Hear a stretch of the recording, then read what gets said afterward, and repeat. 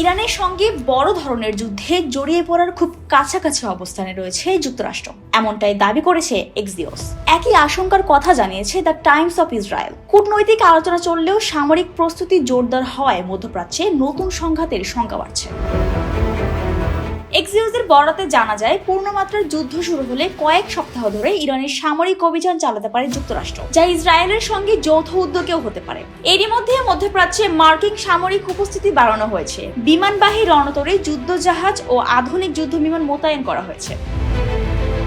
অন্যদিকে সুইজারল্যান্ডের জেনেভায় দ্বিতীয় দফার পরোক্ষ পারমাণবিক আলোচনায় কিছু অগ্রগতির কথা জানিয়েছে ইরানের পররাষ্ট্রমন্ত্রী আব্বাস আরাকচি।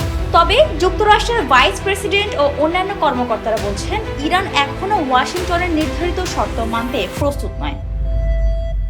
ইরানের সর্বোচ্চ নেতা আয়াতুল্লাহ আলী খামেনি সতর্ক করে বলেছেন, পারস্য উপসাগরে থাকা মার্কিন যুদ্ধজাহাজগুলো চাইলে সমুদ্রের তলদেশে ডুবিয়ে দেওয়া সম্ভব।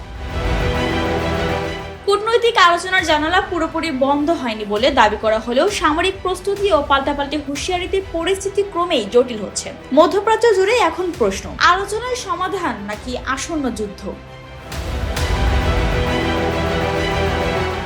Desk report, Bangladesh bulletin.